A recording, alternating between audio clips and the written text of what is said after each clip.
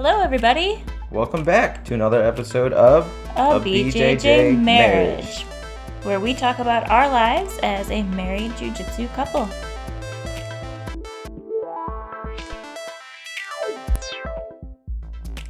Look, I didn't get click happy. Woohoo! I normally click it way too fast, and then he gets mad at me. That's a cute little mouse. Thanks. It's battery operated. Wow. Wow.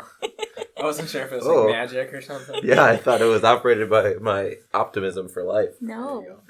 All right. Well, anyway, welcome back to another episode of A BJJ Marriage. You have your host, Nick Lee, Brittany Lee, and then our special guest today, Devan. Sack of beers. Sack of beers. No, not legit. It's Biersack. But, yeah, we're excited to have Devan on today because he's going to give us a perspective on a world that we are not familiar with. Well, we have some familiarity because it's one of your father's favorite sports. A little bit. Little bit. Yes. We do a bunch of takedowns, but besides that... All of my tournaments include wrestling. Yeah, World of Wrestling is super foreign to me, so I'm excited to hear what you have to say about it all. But I like how you say it's foreign. And what's your favorite takedown? The Firemans. That's a good takedown. Yeah, that's a good takedown. That's definitely wrestling. That's in the curriculum for sure. I do like the Firemans quite a bit. Yeah. I got it in a competition once, and I was very excited about it. Yep. As a one-stripe white belt. So that was pretty cool. Pretty impressive. Mm-hmm. I think for like Firemans, like it's a good takedown because you can get in really good position to hit it, and you can also be in really crappy position and still finish it. But then the technique verbiage has changed from Firemans to flaming dump. Flaming dump. Per my varsity wrestling coach in high school. I love it. I'm going to start calling it the flaming dump. Because instead of going this way or this way with it, you just kind of like dump them off. Yeah. Flaming dunk. Dave, remember that. Dump. Yeah.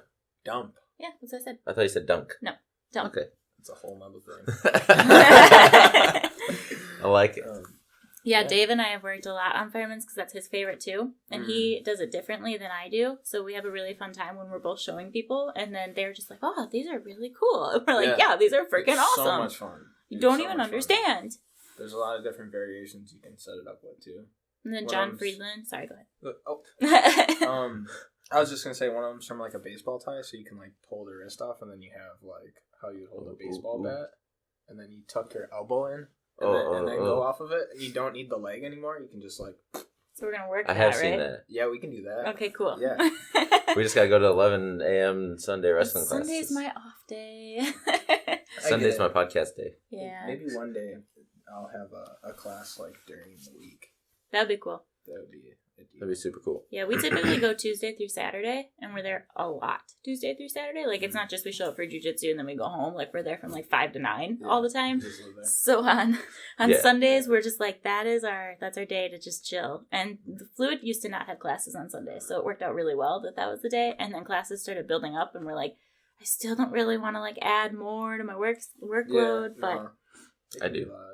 But when we are training for competition... I think you'll see our faces in your class every once in a while. Cool. That'd be super cool. I am training for competition.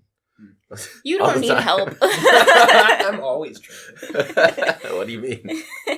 Yeah, because you're competing next weekend. Oh, yeah. Mm-hmm. I have a fight next Saturday. Oh, yeah. Pankration. Pankration? It's going to be Pankration. It's going to be cray-cray. Come watch it. You can do a flame and dump? No. Probs not. So that's like amateur MMA, right? Yeah. So like no head strikes. Yeah. And then you can't elbow, you can't knee to the face. Correct. Nothing to the head. Nothing. Don't touch the hair or the face. I heard it's called Pretty Boy MMA. Yeah. So you keep your modeling career. And then what? You get like shins. Yeah. And then gloves. 6 ounce, I think. Are you allowed to knee and elbow? I think to the body. No elbows, but I think you can knee. Okay. To the body. Oof. Yes. Yeah. I would be really scared to be on the other end as your opponent with a knee coming at me. So, when I first started going to Fluid, I went to like one of the kickboxing classes. My ankle is really messed up, so like I can't do like pivot. It's just I can do it, but like I'll be out for a long time. And I seen you hitting pads with somebody else, and I was with like some like big kid, Yeah. And I was like, that guy's legit over there. I was like, oh, God. We have to, like, fight or something? This is going to suck. Yeah. You've been doing it for a while, though. Like 4 years, I think, Muay Thai. 3 or something. Yeah. I've only been doing jiu-jitsu 4 years, and I've been doing Muay Thai a year less than jiu-jitsu. Okay. Gabe's legit. I actually worked with a guy who we went to school with.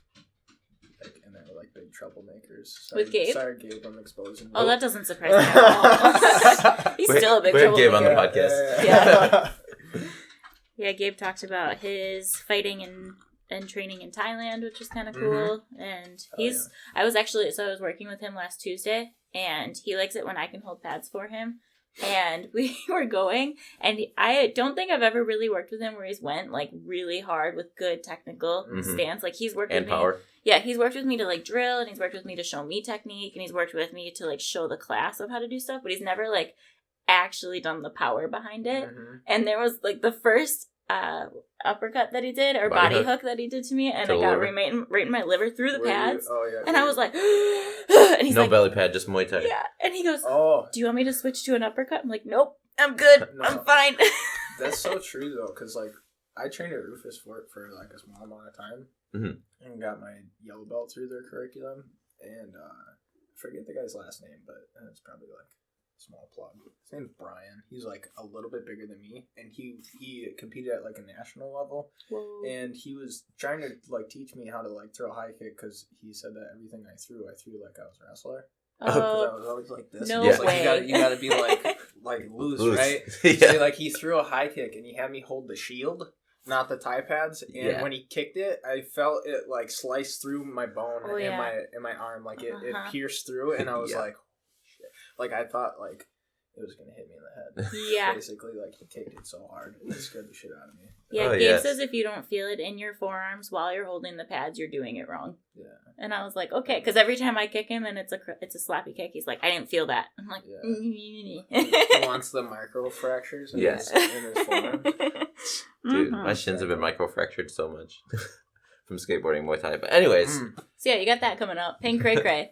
Pen cray cray. Yes. But no, I love grappling with Devan. He's got fantastic scrambles. We're always doing something weird. It's super hard to hold him down. Super hard to take him down, even though I weigh like 500 more pounds than him. Bull crap. You got like 50. How much are you? 135? Yeah. It fluctuates between like, well, when I had COVID, I got all the way down to 130, which scared me. Oh my gosh. Yeah, that was bad. I told my dad, I was like, I lost 5 pounds when I had COVID. And he's like, that's it? I'm like, you're like 200 though. I'm like 135. That's a problem. Yeah, you're like, take I a don't shit even and lose have. 5 pounds. That's a problem, dude. So it fluctuates between like 35 and 40 at this point. But yeah. Okay.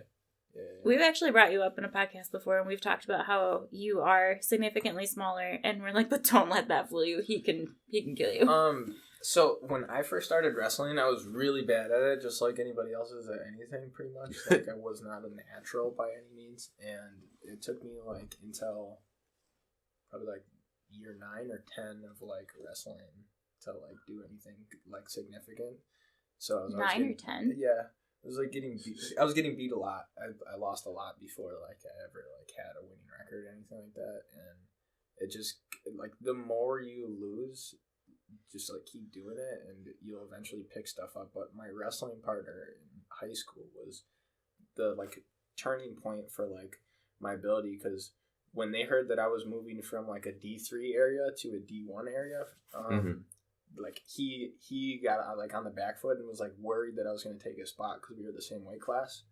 So he was like a dick to me instantly, and like it was super competitive, and I came into like wrestling at Waukesha South, like I just wanted to compete because I was so small, no other sport was going to take me. So his idea was like, I need to have this spot so like I can do something and like eventually like, you know, achieve my goals, and I didn't have any goals in place. So he just beat the shit out of me for like all of our high school career. Yep. And that's really what like made me a good wrestler. It wasn't like I didn't do club or anything like that. He was doing club though, like from like age 5. You did club through osmosis.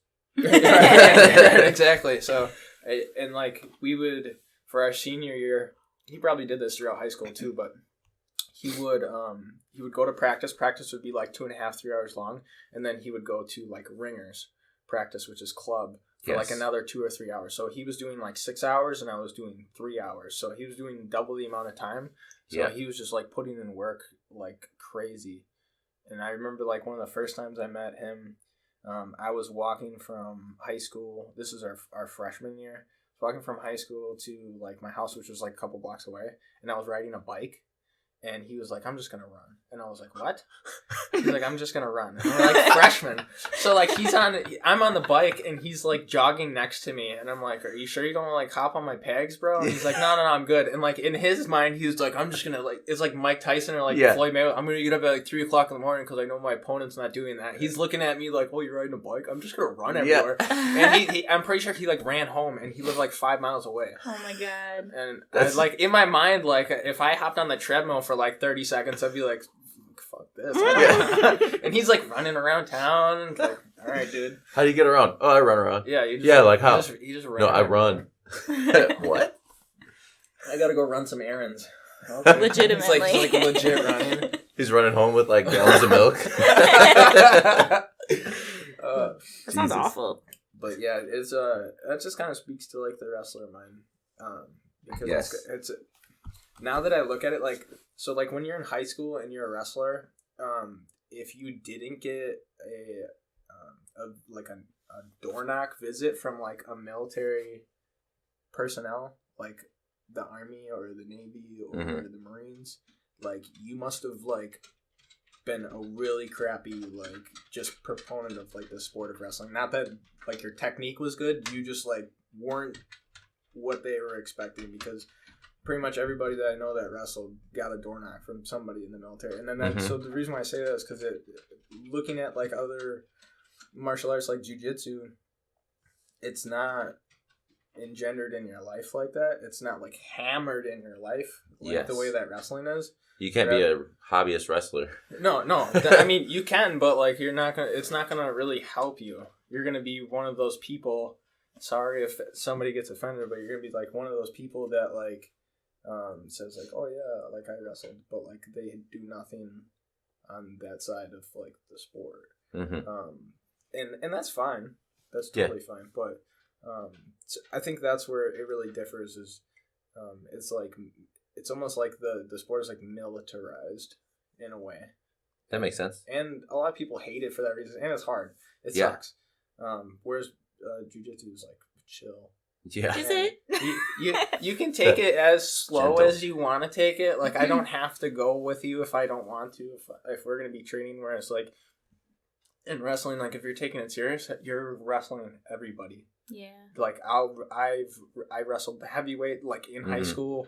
And even, like, when I started coaching wrestling, like, I would wrestle our heavyweight, which was, like, stupid. Because he'd just, like, end up on top of me, and I'd get smushed, and he's, like, 285 pounds. Oh, my God. And you're 130. Dude, it's bad. It's bad. But that's actually one of the biggest things that I learned for, like, coaching was when I'd wrestle somebody way bigger than me, because they end up on top of you.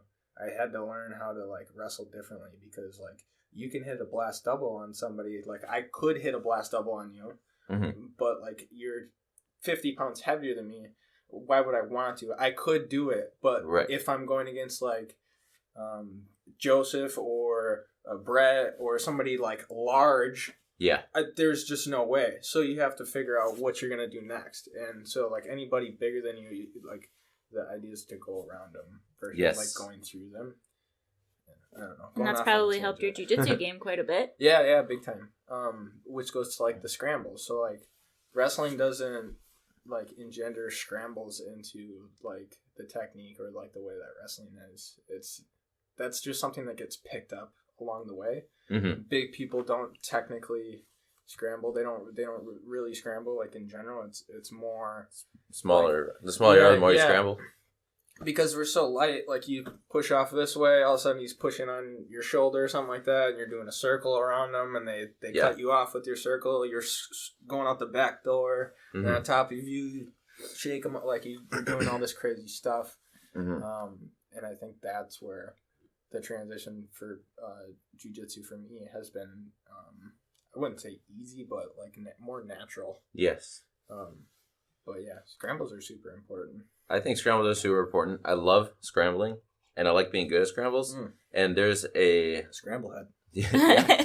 There's a BJJ Globetrotters instructional video on YouTube and the BJJ Globetrotters site, all about scrambles and like the goals for a scramble. So it's like either get to the hips or keep your head above their head, or get to a single leg or stand up.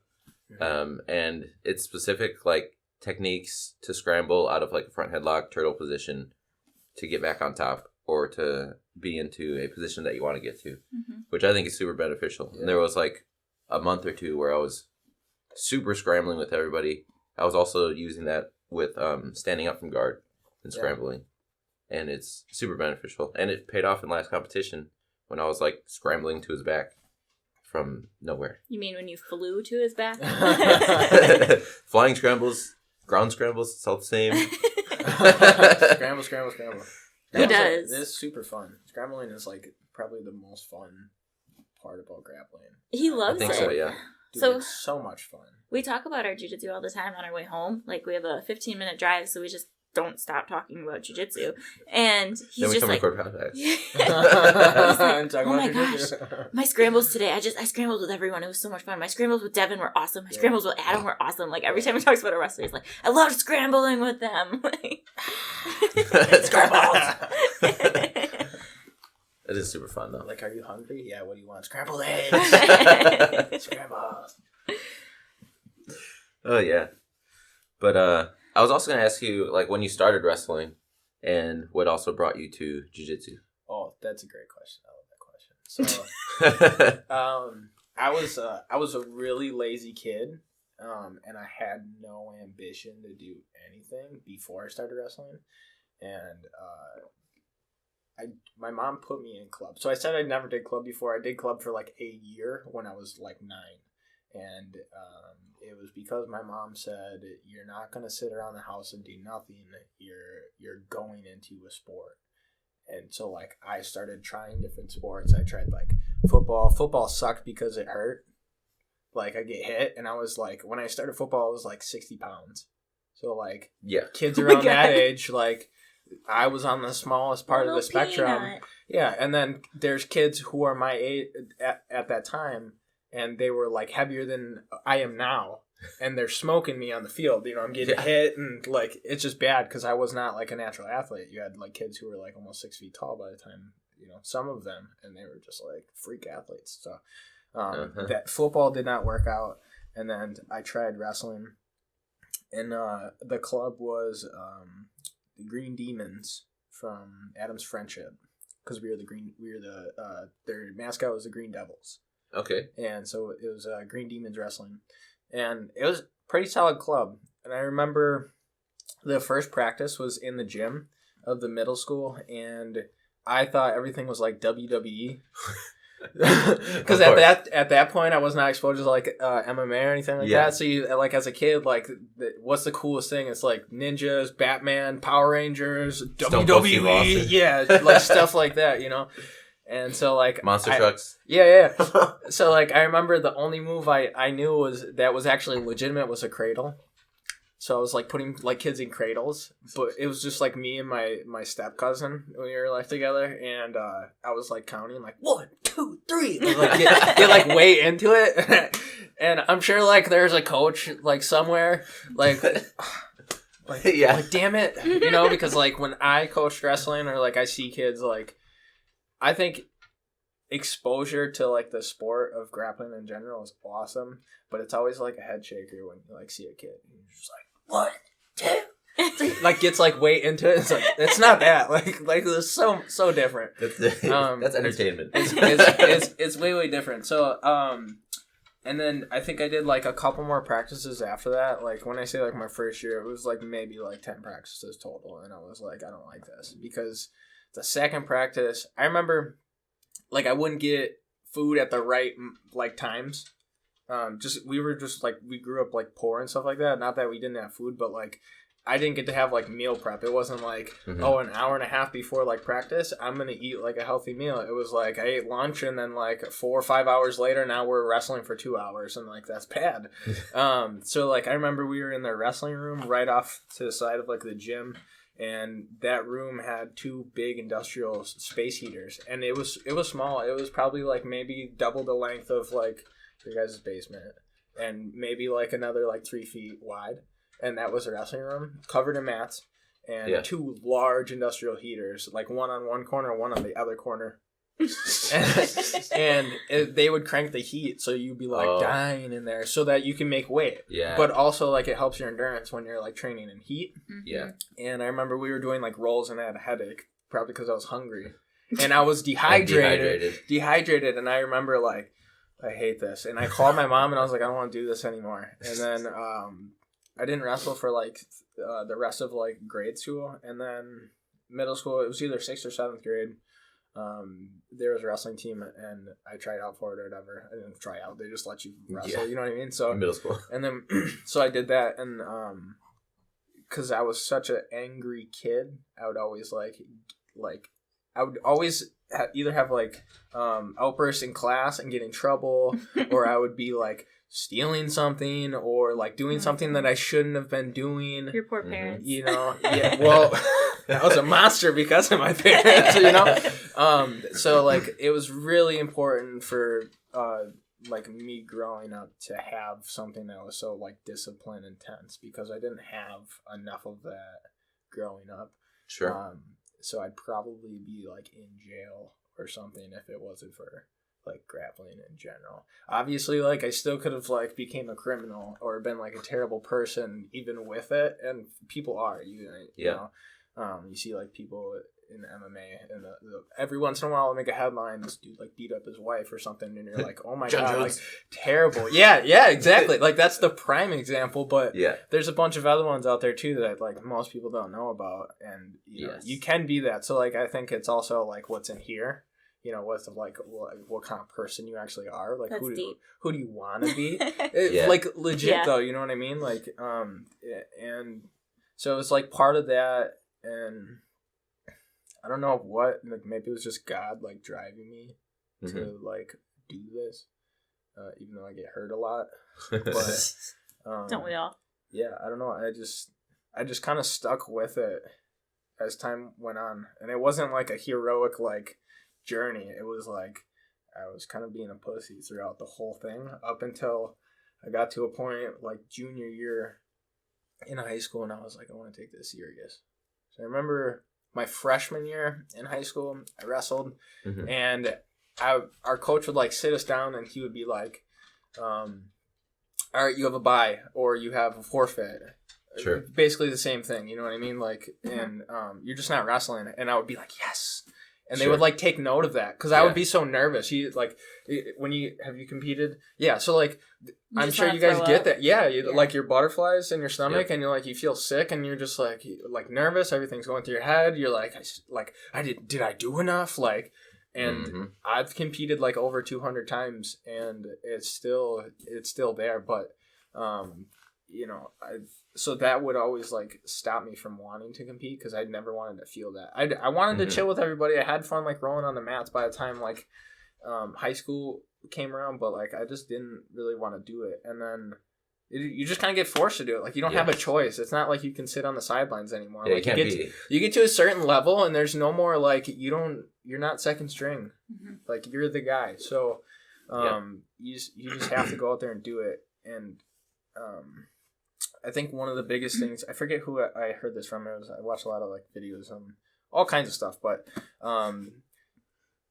somebody said somewhere at some point, I forget what their name was, but they were talking about like Olympic athletes, and they were talking about like the difference between like that feeling like in your stomach, the butterflies. They were saying like you can either be nervous or you can be excited, and I was like, what? And it basically it's the same feeling. It's just how you perceive it. You know what I mean? It's like a bad situation. Is it really a bad situation, or are you just perceiving it as like a bad thing? You know what I mean? Exactly. So That's one thing I use in my life coaching business all the time, and to help people compete. But yeah, your physical response to nervousness and excitement is the exact same physical response. It's all about your perception of how you want to feel. Yeah. He actually tells people before competition, he's told me, he's told other people, he's just like, you need to just say out loud, I'm excited. And then if you say it enough times, your whole system will just change from nervousness to excitement. Yeah. And maybe the nerves will still be there, but if you just like trick your brain into thinking that you're excited instead of nervous, it just makes you perform better. You just gotta keep telling yourself it. Mm-hmm. It's like the people who like came from nothing and then they become world champions. Like, it's not like their parents were like, you're gonna be a world champion. Maybe they did, but like 9 times out of 10, it probably wasn't that. The kid probably was stumbling in some stuff that he shouldn't have been, got in trouble. They put him in some kind of like martial art or sport, and all that like energy that they're using negatively, they found that they can like get like high fives and like good job, and they're like, oh, good job. Yeah, I've never been told good job before, and then they keep doing it, and all of a sudden they're like, I'm gonna be a world champion. Like Brandon Moreno, the 125 pound. Well, he just lost. But. He's probably from like the slums in Mexico. Yeah. You know what I mean? Or Charles Oliveira from the favelas or whatever in Brazil. Like so poor as fuck. And, I mean, look at Jorge Masvidal too. He did street fighting. Street beef. Street Jesus. Yeah. But yeah, and then all it was is they just like told themselves, you know, and that's the same thing as like. I'm nervous or I'm excited. Mm-hmm. I'm excited. Like, that makes me excited to think about going to battle. I'm excited every fucking day. Woo! I follow this female brown belt, and she's from Pennsylvania, but she's also like a life coach for female athletes. And she said something that I watched about probably 3 months ago, and it's really stuck with me, and it kind of goes along with what you said, that if you want to be a world champion, how do you ever expect to be one if you don't believe in yourself?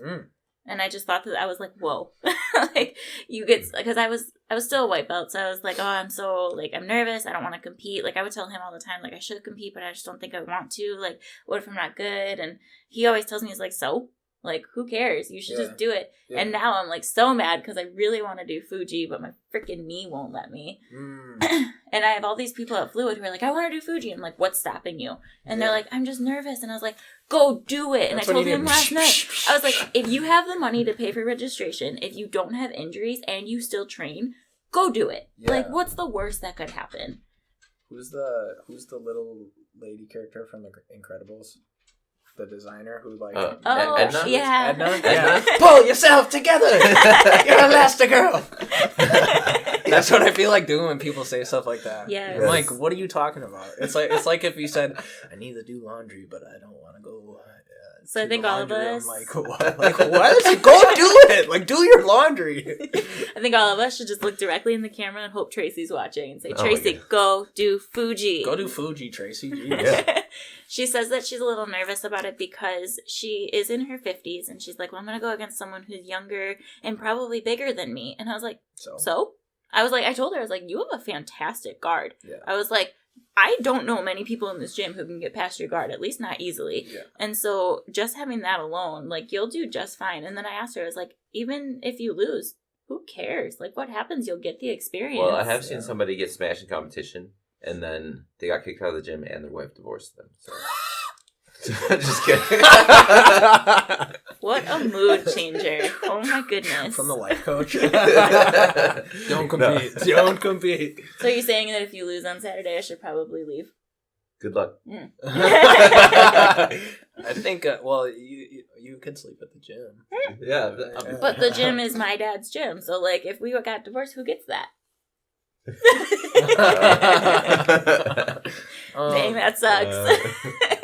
I think even like if anybody's like nervous for competing or they have all these like worries in their head, like how you gotta like think back to how long have you been training for? Has it been consistent? Do you take your training seriously? You can still have fun. Like we goof around. Yes. We goof around all the time. We have a gong. Like what? Yeah.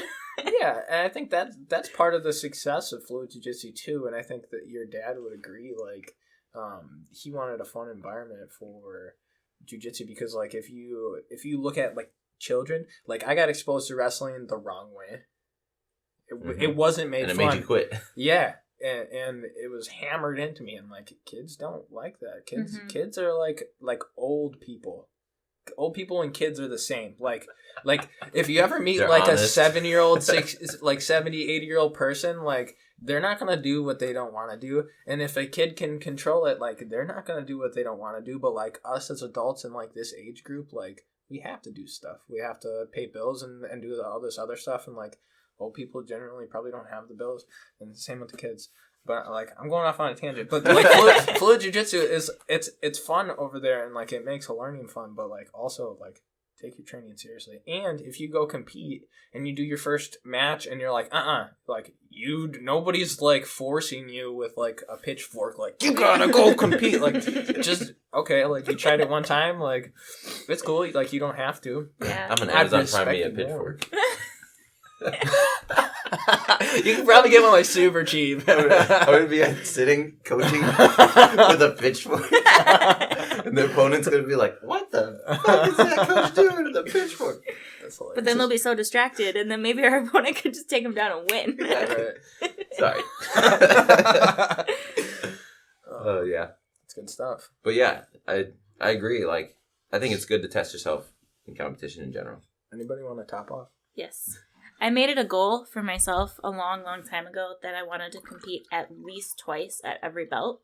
And that was because I wanted to do it as early on in my belt and when I was like a 3 or 4 stripe. So when I was later on in the belt. And that way I could see the difference watching back on the videos to see the progression. So it's not only to get me outside of my comfort zone and to challenge myself and to get better at jiu-jitsu, but it's also so that 10 years from now, I can watch those videos and I can be like, whoa, like, look how cool that is to see. I competed as a 1-stripe white belt. I competed as a 3-stripe white belt. I'm probably going to compete as like a 1 or a 2-stripe blue belt and probably a 3 or 4-stripe blue belt. And I'm really excited to just like see all of those progressions. Yeah.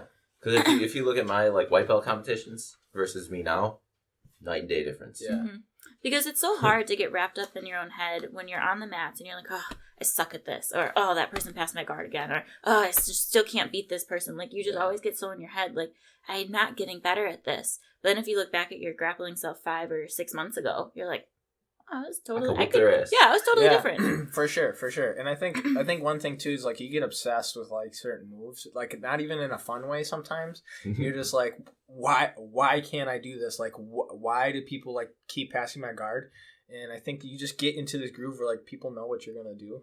And, like, for me with jiu-jitsu, like, I do all kinds of crazy stuff. Like, I'll start and, like, give somebody my back right away. Or now I've started inverting my guard because I've watched you do it. And when I first got introduced to jiu-jitsu, it wasn't, like, physically like somebody took me to their gym. I watched Jeff Glover on YouTube. Oh, yes. And I seen he does all kinds of crazy stuff standing on his head and stuff like that. And so you were at that seminar, right? Yeah. I remember. That was the coolest freaking thing for me because, like, this year has been, or last year rather, has been like crazy spectacular for me in a lot of ways, but especially in the realm of grappling. I got to do a private with Pedro Sauer. I got to do a Mark V seminar. I did the Jeff Glover, and I got to do Rafael Lovato. Ooh. Yeah. And like I got to do it with your dad, and he was like. I was like, you killed my professor! No, I thought that was probably super valuable for Brenton too, because I feel like when you get to a certain level, like, not that I'm like a master in grappling by any means, but you get to a certain level, and I'm sure you feel it too, and I'm sure you feel it too with like spazzy white belts and stuff like that as well, like. Certain people will like not get stuff on you, and you won't feel that pressure, or you won't feel that type of like grappling prowess. And I'm sure like as a 2-stripe black belt, or second degree, whatever, however you want to call it, he probably doesn't feel a whole lot of like domination anymore. You know what I mean? Right. So I thought that was probably super valuable for him, and I don't know when the last time somebody did that, but like Lovato was like all over him, and that probably like made him like wake up and go, oh yeah, like I gotta take this stuff serious. It's good to stay humble and always realize that there's going to be someone better than you all the time. Yeah. which is just kind of crazy to think about. Like, you can be the best person in your gym and smashing everyone and getting past everyone's guard and doing everything, and then you know that if you go to a different gym, that there's probably someone there that can smash you too. 100%. And it's just kind of crazy to think about it that way. Yep. Gordon Ryan always talks about how there's people in his gym that don't compete that smash. Yeah. Yeah, dude. Yeah. That, really? Yes. Yeah, dude. They're what do they call it? It's like John Danaher said that it was like gym monsters or something like that. That wasn't a term, but like, something like that. Yeah.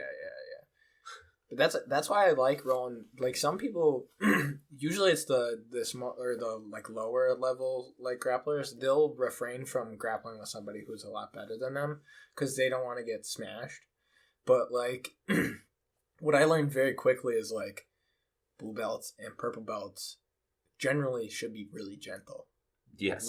Like there should be a way about it. Like, not to throw shade at any gym because I've trained at a couple different spots, but I went to Rufus Sport for the Mark Vs, and there's a blue belt there. I don't know his name, but I wanted to roll after the thing. Mm-hmm. And by the way, Brenton for like 6 months told me that darces don't work. So I asked Mark Vibes, can you show me a darce? Because Brenton wouldn't show me it. And I was like, I'm going to darce him. But like, I'll only never get him on it. But so there's Can you darce Nick Bontempo for me? I'll try. Do it. I'll try. Do it, because put my hip in the way. He always tries to darce people, and it never works. And so I want him to get darced. I'll try. I've darced him before. He's got a thick neck, though. There's a lot of like space here. It's hard. My arms aren't that long. He's hard to choke. But anyway, continue. You asked Mark Vibes. Teach you a darce. Yeah, so after that,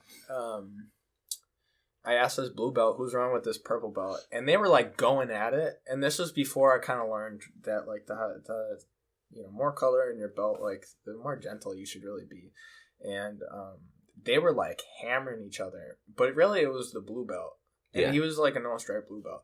And they were, after the round was over, the purple belt was like small, maybe even a little smaller than me, and he was like breathing heavy, and I was like, what the fuck's going on over here, you know? Yeah. And I know it's a fight gym, right? So I go over there, and I was like, any of you guys want to roll? And the purple belt looked at me like I was crazy, like all wide eyed and stuff, and I was like, I just want to roll, dude. You know, like I'm not trying to kill anybody. Like I'll get submissions, but like I'm not gonna like snatch it. You know. So the blue belt got up. But they see your belt and they're just nervous. Yeah. They're like, oh, spazzy white belt. Yeah. So the blue belt got up and he goes, I'll roll with you. And he goes, blows a snot rocket in the garbage, comes back, and then he's like, all right, let's go. And literally like snatched an arm bar in like 2 seconds. Like if I didn't tap, probably would have broke my arm. And I was like, all right, bro. I was like, what the fuck? So then I was like, okay. How was that jiu-jitsu? Right. So then like, and he kept putting his guard up, right? His guard was really good. So then I like kept trying to get past it. And then he kept like snatching arm bars. And I was like, I wasn't going to be like, dude, I'm not trying to like kill you or anything like that. I just like let people do their thing and I'll figure it out. Like that one guy who like comes every once in a while for, you know what I'm talking about? He, like last Dude, time. We have 161 members. So he didn't wear gi pants last time he was. Pretty sure he's no longer allowed to be at the gym. Okay, let's not talk about him. All right. Anyways. So I just remember like looking at that situation, going, God, that guy's a fucking asshole. Like nobody taught him like proper. I get it. I'm not from the gym. People are like, who's this guy? But like, I didn't come in like, you want to fucking go? I was like, do you guys want to get it rolling? Like I'm gonna start rocking. Yeah. I was like, what the fuck? But Rufus Sport is known to be a fight gym too. Like they are known to be a little bit more brute. And that's not necessarily a bad thing. It's just something that you are more prepared for. Like, I know that when we had a women's only open mat at Fluid last year, a bunch of Rufus Sport girls came and they rolled significantly harder than a lot of other girls I've ever rolled with. Yeah. And I'm here for it. I loved it. Yeah. I love rolling hard. So I thought it was great. I'm sure some of the other girls were like, yeah, but some of our little dainty girls, we're still learning, and then they go with someone like a Rufus Sport girl, and they're like, "What is happening?" Yeah. Or like me, like when I'm taking on new girls, I always go like much lighter than I normally do. Like I go so much differently with like Susie than I ever would with Ellie. Like Ellie and I go hard. Yeah, I think that's a really important point too. Like if I ever go with somebody and I could manhandle them, I will. But I do it in a way that they won't get hurt. Yeah. You know what I mean? Like, like you're just throwing them all over the place, but like they just keep going, oh my God, because they like they can't like get their bearings about them, and I think that's important to have as well, because if you've never felt that before, you don't know that it can happen. Yeah. And it can happen really gently, or it can happen and you get hurt really bad. Yeah. And so if you don't know that can happen and you roll with somebody who wants to snatch stuff like that, you just kind of have to be prepared. And that goes back to like scrambling. Mm-hmm. You just make them scramble. I rolled with John Friedland the first time, and he painted me like a canvas. I'm serious. He was like, yeah, that sounds like him. He was making me roll all over the place. It was honestly the most beautiful thing I ever experienced in my entire life. So John, if you listen at one point, one of the most beautiful grapplers that exist, I think. Yeah. and that ponytail's sick. Is it though? Like it's gross. No, I'm just kidding. I like it. No, everyone hates it. But anyway. Yeah, so with like newer people, less skilled people, I've talked about it before on the podcast. That's where you use like, you have an A game that you use in competition, and then you got a B, a C, a D, all the way down to things that I try like the craziest shit on people that have no idea what jiu-jitsu is. Yeah. Because they don't know what's going on either. So yeah. Well, he can't try, like, his crazy stuff on me anymore, because first of all, he tells me what he's trying to do at home, and then he's at the gym, and I'm like, I know what you're doing. I'm like, you're not going to do this. But I didn't show you this part, too. So he'll try, like, his crazy stuff that he watches on YouTube on, like, I don't know, 0, no stripe, one stripe white belts, just so he can see, like, does this work? Yeah. And then when he gets it better, then he'll start working on it with people like me, who still probably have no idea what he's doing. And then he'll start working on it with people like my dad and Brett, who are like, what are you doing? Yeah. And you're like, just wait, I got this. Yeah. I've been practicing. Right.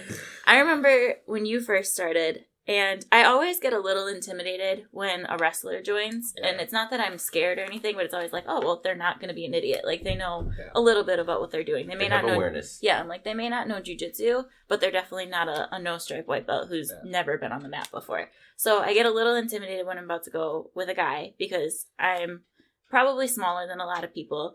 And I remember when you started, I was like, he's a wrestler. Okay, cool. Like, he's probably going to go really hard. And you didn't. You went very nicely and very soft. And I was like, wow, that's weird. Like, I'm not used to that. I'm not used to a wrestler, like, actually, like, just rolling.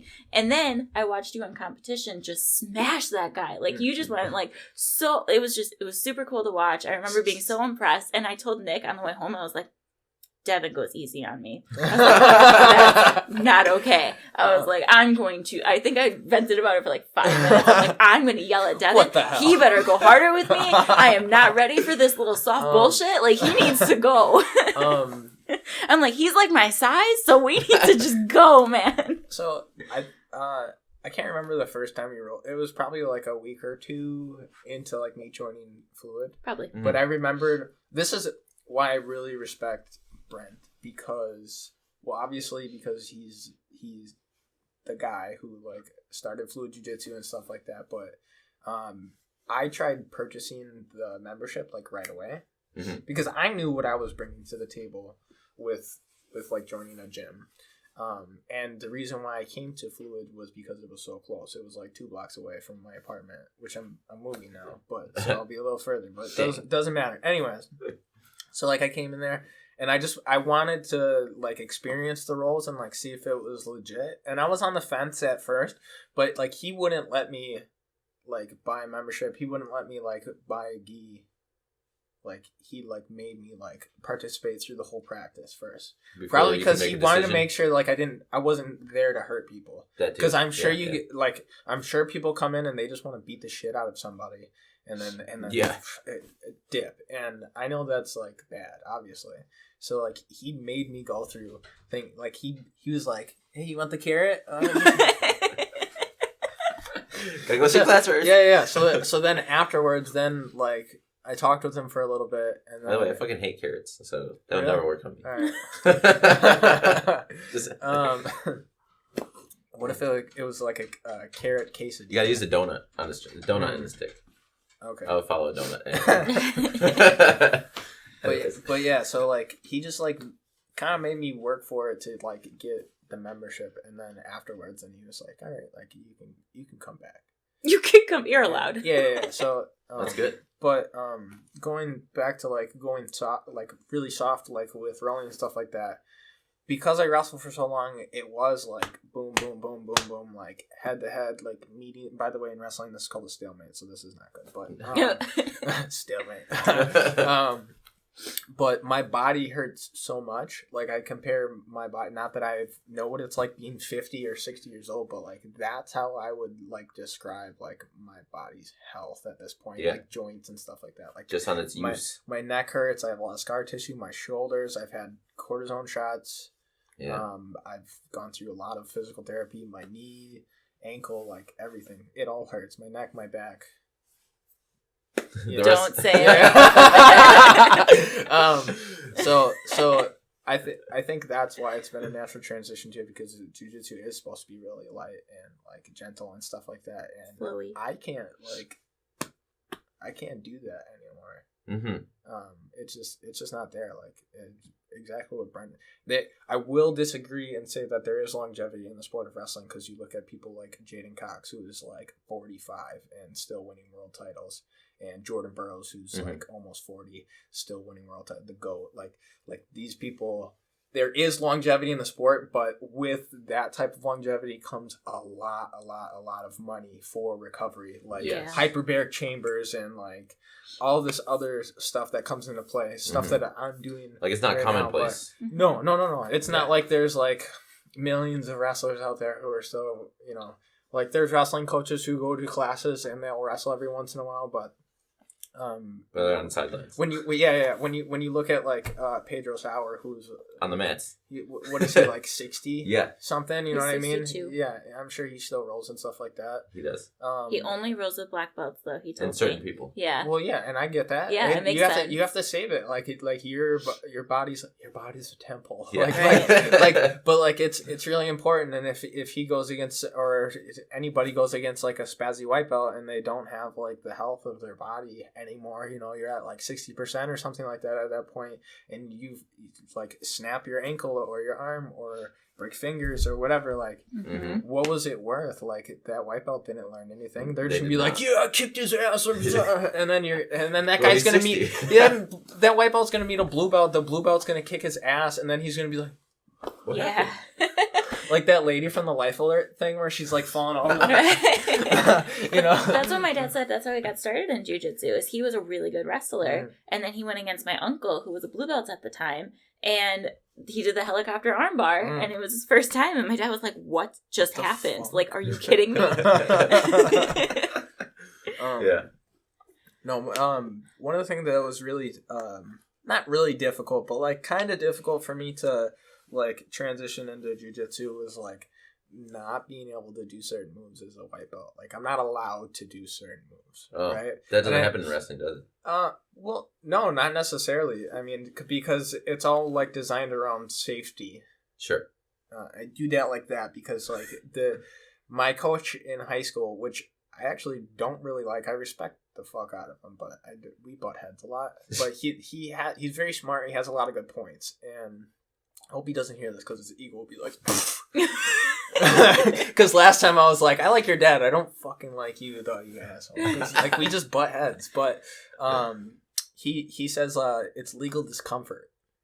So because like moves are in wrestling, this is like this is called potentially dangerous, or there's like an illegal hold. These are like the motions for like a referee. Yes. So you can put somebody's arm on their back, but you can't like hammer lock it. You can't pull it off because it's stress on the shoulder, right? Can't do a Kimura. I can do in jiu-jitsu, it's called a twister. Mm-hmm. Yes. In wrestling, it's called a guillotine. You're not allowed to do that until you're like brown, at least black. Right. But so the difference in wrestling, I have been doing that for like, I've done that move since like freshman year in high school. Mm-hmm. You hook one leg, you go across the body, you reach under, you pull the head over, and then you're not allowed to crank on the head. Right. That's the difference. But you still put them there, and kids always are like, because it hurts. Yeah. So it's stuff like that. So that was like specifically one move where I was like, oh, I'm not allowed to do that. Yes. Yeah. So I didn't learn anything about legs for the first 2 years. I didn't start doing leg stuff until about 6 months ago. When I was a 4-stripe white belt, I was like, well, I'm gonna be a blue belt soon, so I could start learning leg stuff. But I didn't want to like learn how to do heel hooks and then be so accustomed to doing them because I was practicing them in the gym, get into a competition, then get DQ'd because I did heel hook. I think it's really important to not like going back to like falling in love with a move. It's really important to not fall in love with just one move. Like you should be an opportunist on the mat, especially when you're like rolling and like competing. So like if I'm just looking for a single leg for a takedown, but it's never there, I need to switch. I need to do something else. By the way, when I compete, I probably will never shoot. I just don't want to.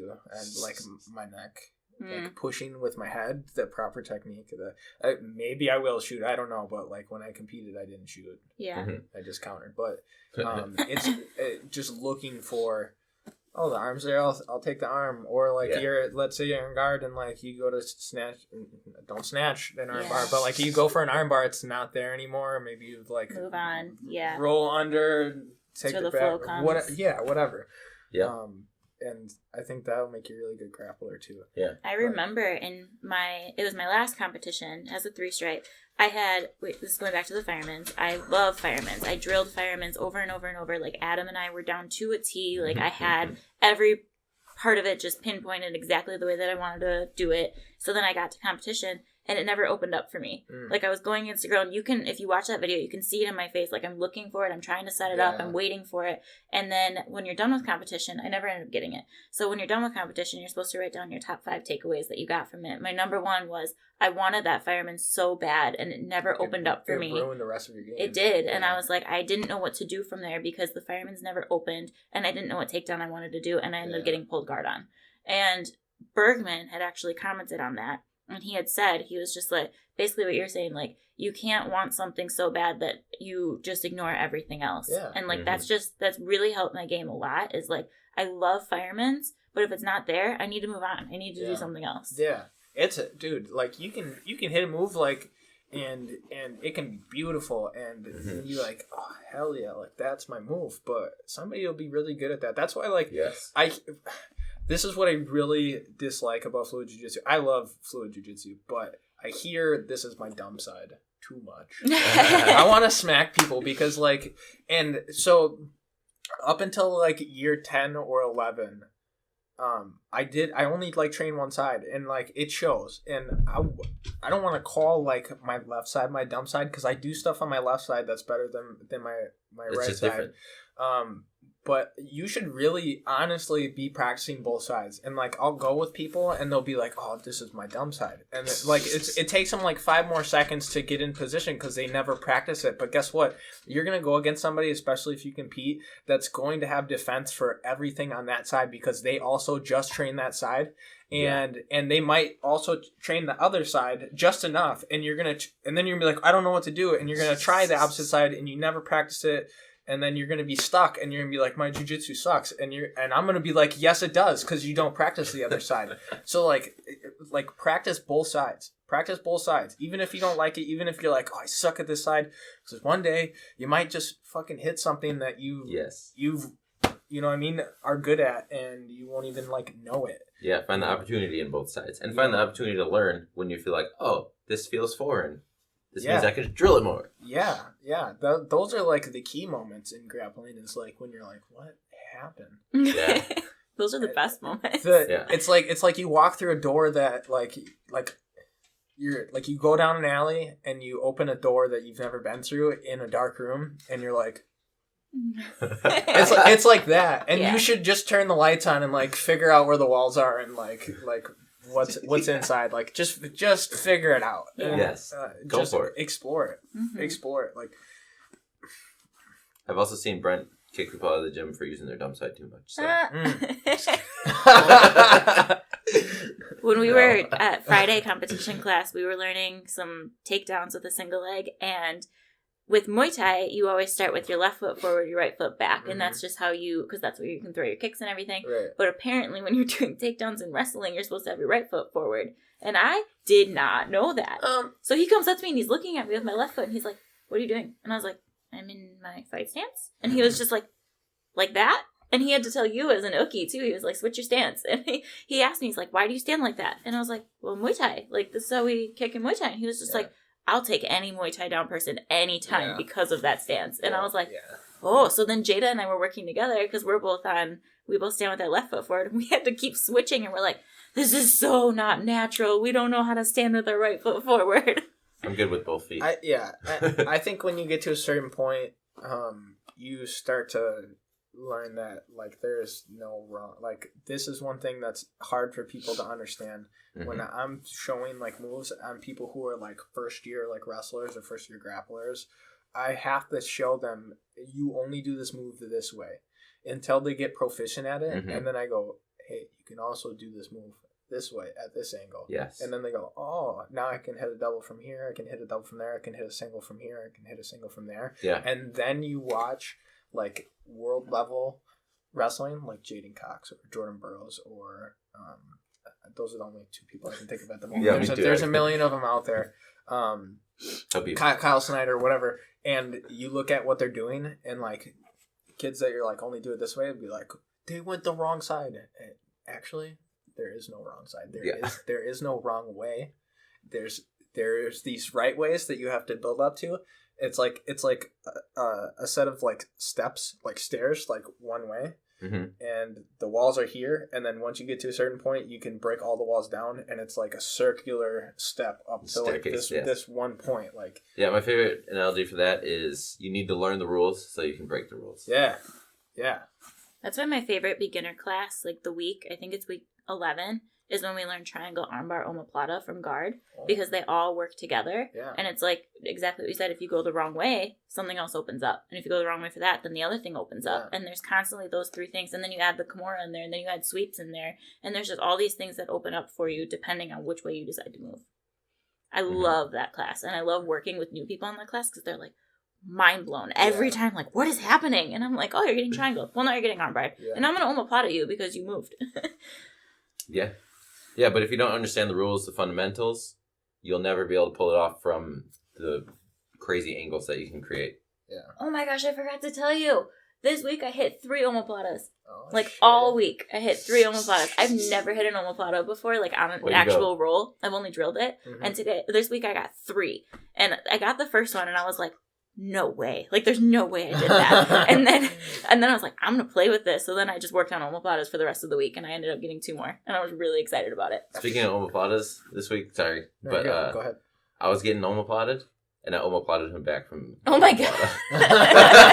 And he was like, oh my God. I was like, yeah, that's possible. I feel like omoplata is one of those things where, like, if you get good at scrambling, you can end up in it a lot. Absolutely. Because you're just rolling and rolling and rolling. You end up in it. Endless omoplatas. Yeah.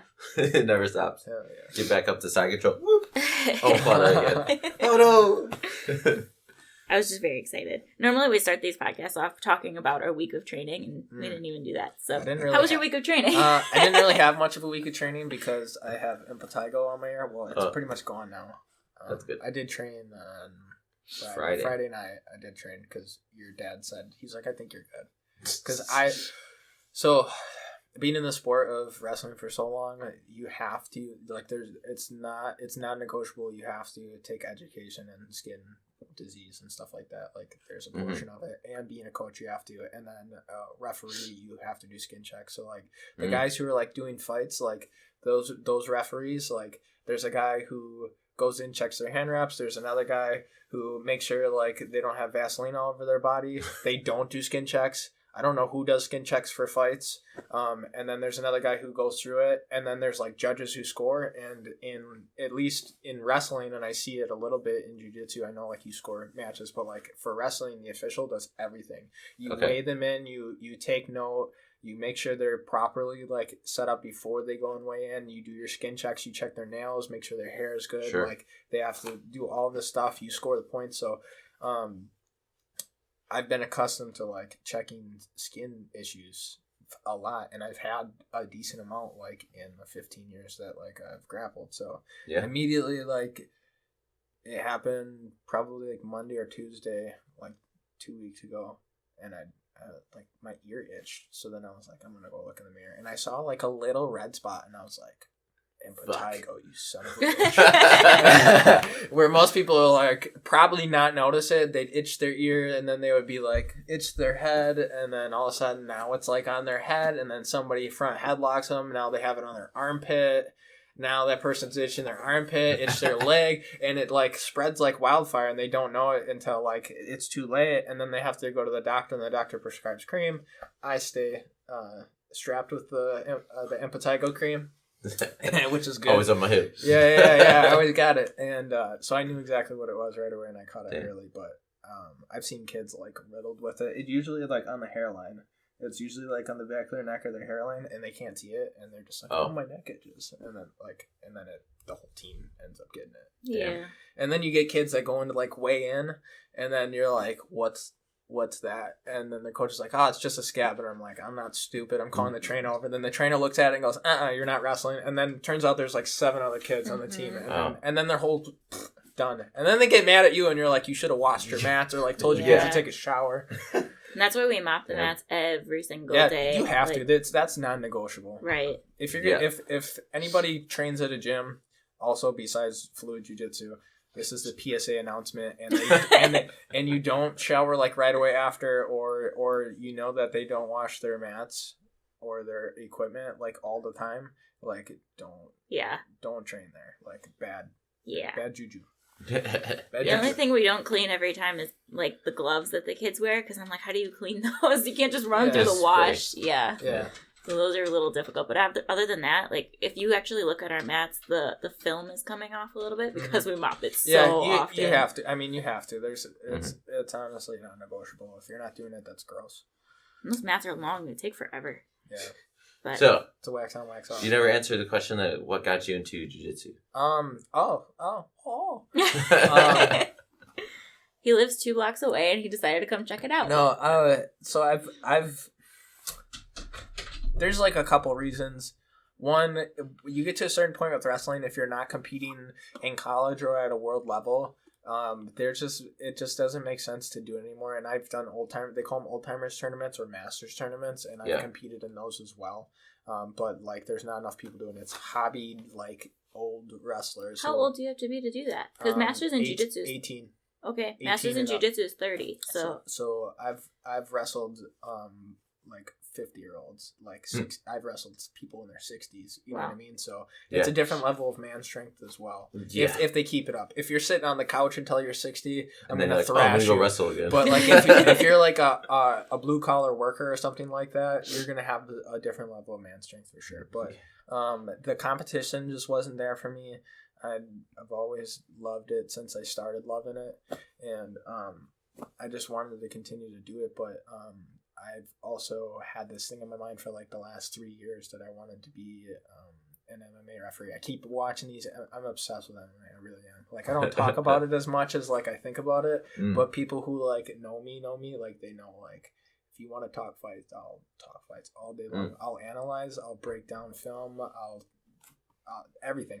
So I remember watching like Jason Herzog, which is one of my favorite referees. He does UFC events a lot, and I was like, God, that guy's just floating. Like, he's so light on his feet. I know he runs marathons and stuff like that. I don't run anymore, but like he's moving around so much. And like, I remember watching, I can't remember the guy's first name. I think his last name is Willis or whatever, but he's a boxing referee, and it was like a meme. And he was, it's the just eyes. Like, yeah. He was this like little black dude, like bald head, and he's like watching these guys like fight, and he's like. And like he's enjoying his job so much, like he couldn't see himself doing anything else. And I remember watching that, and I was like, wow, dude, like I want to do some shit like that. And then I watched Jason Herzog move around, and I was like, I can do that, like because I've officiated wrestling, and I think that's way harder, or like officiating jiu-jitsu, because you're not just in there making sure somebody gets hurt. You're making sure that they follow the rules, and you have to score. Yeah, scoring adds a whole nother element to it, because you're not like the coach is debating with you, and the kid or the competitor is debating with you while you're making sure that they don't get hurt. So there's this element that you have to take care of that shouldn't really be your job. And when you're professionally refereeing fights and stuff like that, or amateur, you're not scoring. Nope. You're just making sure like people don't get poked in the eyes, kicked in the balls. Or they're stopping the fight.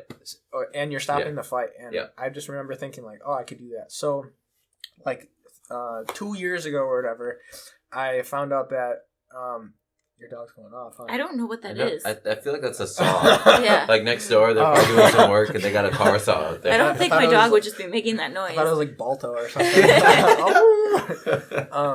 But I remember I went online and I was looking for like professional MMA classes. I think I tweeted Big John McCarthy or whatever, and he was just like, "Join this. You can join our course or whatever." So like I looked online, it was like $1,500 for the judge and referee course, and I was like, "Well, get them both, right?" So then I was like, "Oh, that's a lot of money though." Yeah. Like so, I like paid for everything. It was in Vegas. It was going to be at Extreme Couture, and then the pandemic happened, and then they canceled everything. Because Big John's an old fart, and he's probably like worried about getting COVID and stuff, which I totally understand. And so they canceled it, and I was like, fuck. And like I was not able to like train jiu-jitsu at the time because like I didn't have the money for it, and I didn't know what gym I wanted to go to. But I was like determined to learn jiu-jitsu because that's a curriculum like you have to know in order to be like a referee. So I downloaded what I needed to for like techniques. I brought over one of the kids that I used to coach in wrestling, who trains at Eddie Curran's gym. Jeff Curran? Maybe it's Jeff Curran. I can't remember. Is it Curran his last name? Curran. Yeah. And so he's a open guard. I can't remember. Okay. I can't remember. This was like a couple of years ago, but so I videotaped and had him run me through all of like the techniques that he could possibly show me, and then I built a jiu-jitsu dummy. Because I was going to buy a jiu-jitsu dummy also because the stimmy came through, and I was like, I could buy like a really expensive one, and I was like, nah, I'm just going to build one. So I have one under my bed, which I've like never really used. Pool noodles and t-shirts. Yeah, I'll bring it in because I don't have a use for it at home right now. I'll just like bring it into the gym and let it sit there. But I was legit going to go through all the techniques and do that, and then they canceled it. And so for like the last 2 years, I haven't been like making like progress towards it, but like my internal like whatever compass has brought me to this point.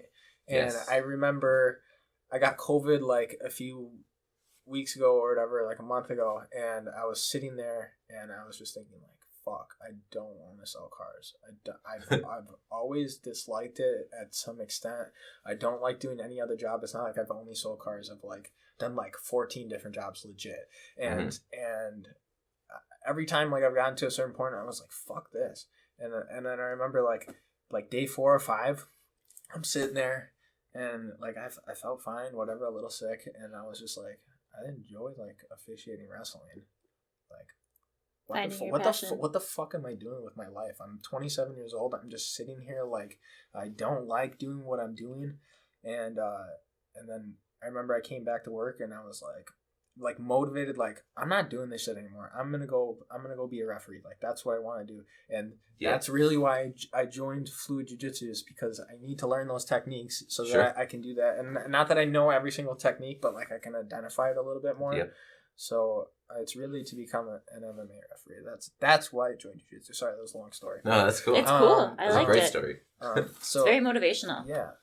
And I think it would help anyone, even if it's not jiu-jitsu related, and finding like they can think about their life and just say like, what am I doing with my life? What is my passion? What do I want to do? And I think that's a good. Yeah. And not only if you're 27, not if you're 37, not if you're 47, you can still change your life to whatever you want it to be. Yeah. Like what was it? Like J.K. Rowling didn't make Harry Potter until she was like 34 or some shit like that. Like halfway to 40. Yeah, she was close to 40. Yeah, I saw and now she's a billionaire. You're like, oh shit. There's stuff like that all the time, like Disney. Oprah? Yeah, Oprah went bankrupt, and Disney, something about Disney didn't start until they were like in their 40s, and just things like that. Like you don't have to make all these decisions when you're young. You can choose and find your passion when you're older too. Yeah. And that's why the median range for people starting jiu-jitsu is like 35 to 40, because people are just like, oh, well, this is fun. I think it's really hard too you get to a certain point like in your career, no matter what you're doing, where you feel like I could never do that. Like I wanted to join the military for so long when I was younger, but I got in a lot of trouble, so I'd have to always like get waivers signed. And I tried a bunch of times, and I would always end up getting denied. And then the last time I tried, they were going to put me in special forces. And I remember sitting there, like I'd put my fingerprints in and stuff like that. And I remember thinking like, oh, fuck, dude. Just the military physical fitness test is going to fuck my body up because you have to run. And if somebody's trying to kill me, I'll get away. But like if I don't have to get away, if I don't have to run, I'm not going to. Right. And I remember thinking like, now I can join. I'm not going to. It's just not worth it at that point. And so with me like selling cars, I make good money. And I tried doing like life insurance as well. Mm-hmm. I didn't make any money doing life insurance because I remember like going through it for the realm that I was in, and I was like, I don't want to do this.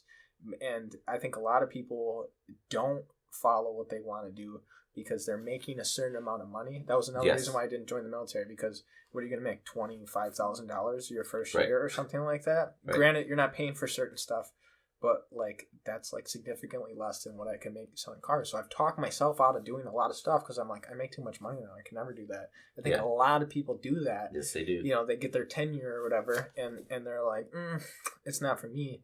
Yeah. I'm ready to take a pay cut to do what I have to do in order to do what I want to do, because that's what I did 2 years ago too. Enjoy. Yep. You know, I think that's super important. I'm sure your dad at some point was like, I'm sure it was like, oh fuck, I don't know if this is gonna work out. Oh yeah. You know what I mean? And he was probably like, oh fuck, that's why he started in the church basement, freaking out. Yeah. And I'm sure he's doing all right now. But you know, I think at some point you just have to be like, fuck it, burn the bridges. Mm-hmm. Yeah, I always tell people you can change your career for every 5 years for the next 15, 20 years, and you're still going to end up fine. That was another thing. I used to watch a lot of like self-help motivational stuff to like, you know, try to keep positivity like flowing in my brain, because I didn't get a lot when I was younger. And one of the things I just recently watched was like it'll always like be all right. Not like it'll be all right, but like things will work out. It's always worked out. It's always going to work out. Like, are you okay right now? Like maybe some shit's happening and like it's really rough, or maybe you're down and on your bills, or like your girlfriend like left you, or you know, whatever. But like, are you alive and breathing? Like, are you okay? Like, do you have like some good things going on in your life? Something that we talk about a lot is picking things that you're grateful for. Yeah. Like, look around the room and pick 3 things that you're grateful for, and then it'll make your whole day probably that much better. You two in this mat. Yes. And coffee. Yes. Fantastic. 4. We're out of now. I was going to say white belts, blue belts, and purple belts. Yeah. Right. But yeah, I think that's a really good way to probably sum this all up, right? I would say that this was a really cool talk to hear from a wrestler's mindset on everything. So I appreciate having you on. Yeah, thanks for coming. It was awesome. Thank you for having me. Yeah. It's a little chilly, but if you like our brand new coffee cups, BJJ Marriage. We did. We got mugs. Are you selling these? Yes. I think so. Yes, I would like to sell these. You should put them in. You should put them in the gym. We try not to be too salesy. I told him this is cool though. This cool. This is really cool though. It's not like you're like, hey, buy my stuff so like we can make money off you. But like, this is something that I'm sure like people watch from the gym, and this is a cool mug. People like coffee. It's like a no-brainer. Devin's our promoter over here for our coffee mugs. Buy the coffee mugs. We want to get sweatpants. We were talking about that last night. I was like, I want sweatpants, but I don't know if it's like worth buying it because our logo is going to keep changing until we're black belts. And he's like, but that's the cool part. That is he's like, when we're black belts, we can look back at it and be like, we got this when we were blue belt. Vintage. Exactly. One day, that's the word I said. One day you guys may have kids. I don't know what your plans are. Whatever. No rush. But like your little boy, your little girl will be like, why is it blue and purple? And you'd be like, we've been doing this a long time. Absolutely, yes. So, anyway. $20, free shipping. Oh my goodness. I just set a price. Okay. We'll talk about it. Message us if you want one. That's awesome. All right, guys. 5% off. Thanks, Devin. Thanks for listening, everyone. And we will see you next week for episode 52, which will mark exactly a year of podcasting. So, cool. Yeah. All right. Well, thanks, guys.